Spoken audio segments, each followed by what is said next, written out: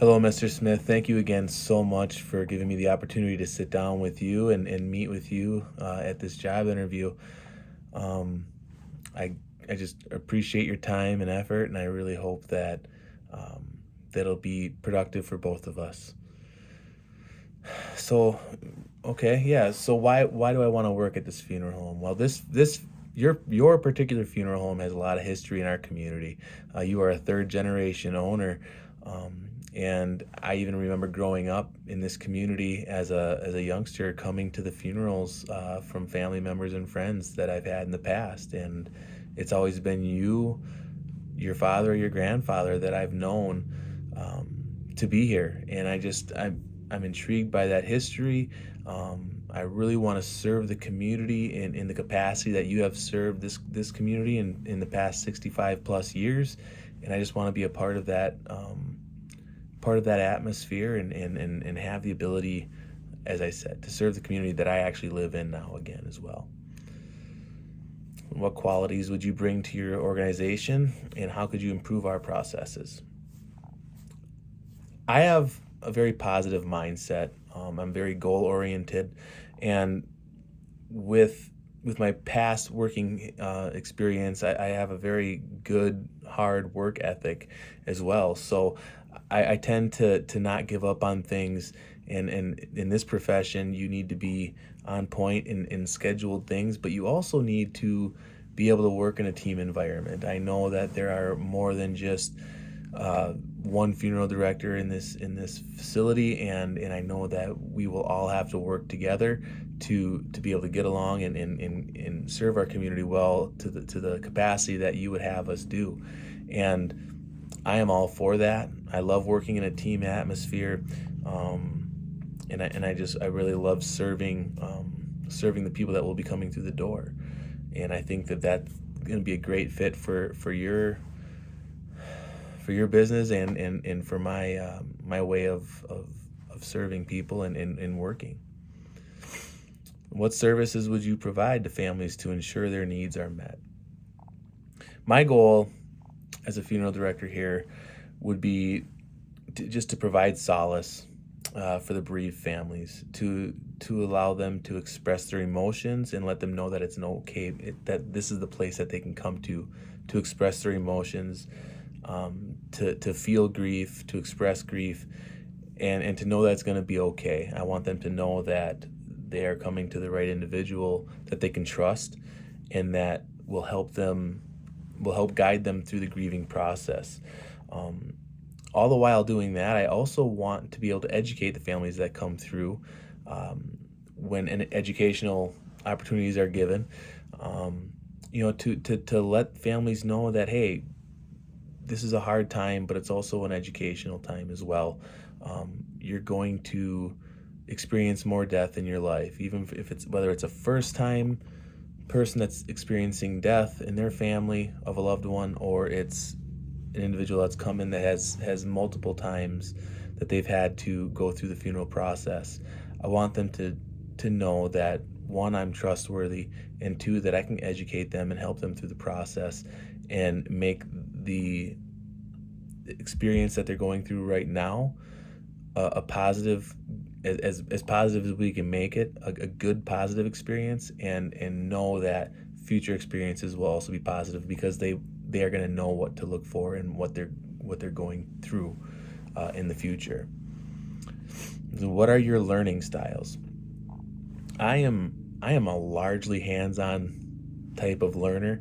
I like to I like to gain experience from experienced individuals who have gone before me and have done the things all throughout this industry, whether it's embalming, whether it's sitting down with a family, whether it's ordering merchandise. Um, I'd like to gain influence and gain experience from the individuals that have done it in the past.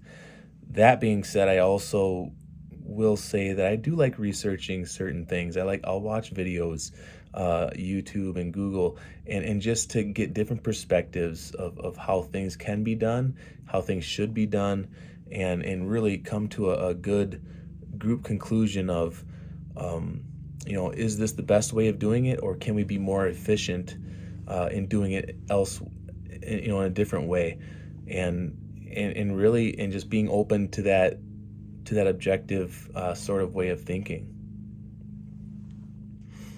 What do you think are the most important factors concerning the mortuary science industry?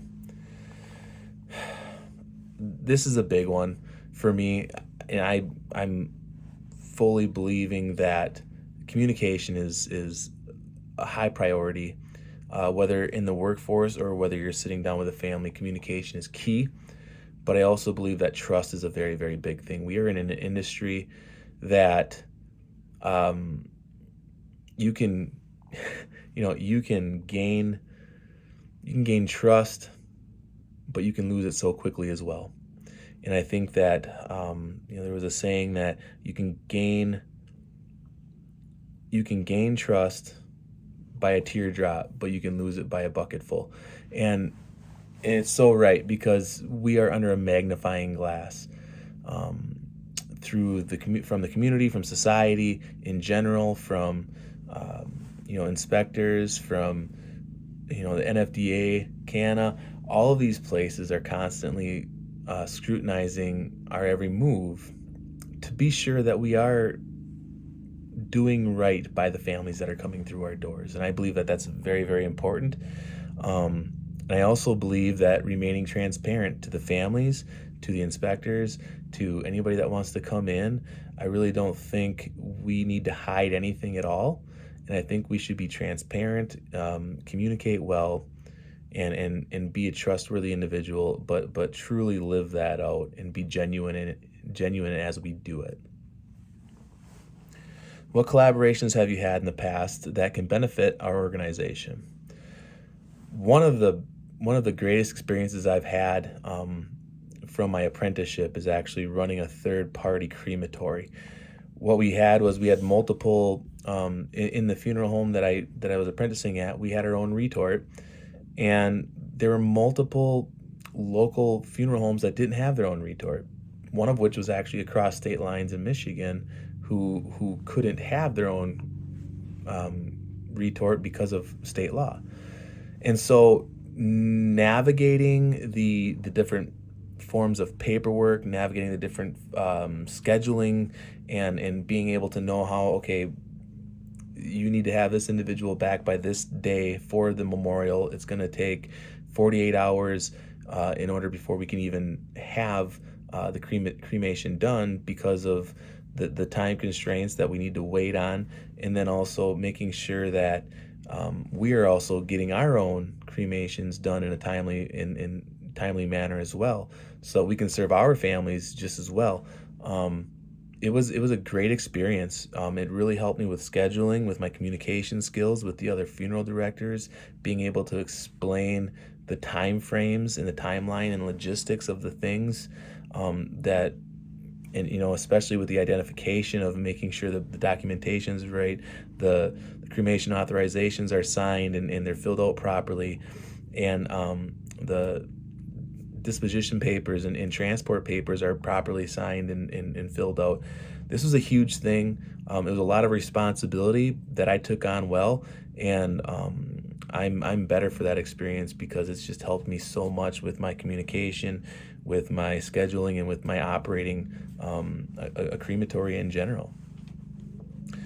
So if you can choose any animal in the animal kingdom, what best describes your professional characteristics? What would it be, and why? That is a very interesting question, I must say. If I had to pick an animal in the animal kingdom, I think, because I have such a respect for this animal, I would say it's because it would be the white-tailed deer. This animal is family-oriented. They're goal-oriented. They're constantly running from predators and trying to stay alive. But one of the biggest things I think with this profession is that they're a crepuscular animal. What that means is that they are largely active during dawn and dusk and other odd hours of the night. And I think you have to be that as a funeral director, especially when you're taking calls and you're going on death calls and taking first calls at any hours of the night, I really truly believe that you have to be able to do that. But another, largely what I have in respect for this whitetail deer, is that they are community driven as well. Whether you're part of the bloodline in the family or you're a part of the community as a whole, they're constantly looking out for each other. They're constantly backing one another up, constantly watching out for each other. And I think that's just, they have a servant's heart in the fact that they will allow anybody who needs help to be helped, and they will go above and beyond themselves to make sure that people are being taken care of in their community. And I really truly believe that that is what has made me want to come into this industry, and I really truly feel that that is my true calling, is to be able to serve my community with the utmost respect and dignity that I can. So I really appreciate your time, Mr. Smith. Thank you so much again for allowing me to sit down with you. And I would just really, one of the questions that I may have for you is I would just wonder what the next step in this hiring process is, and if there's any questions that I may be able to answer that you may have for me going through this interview process.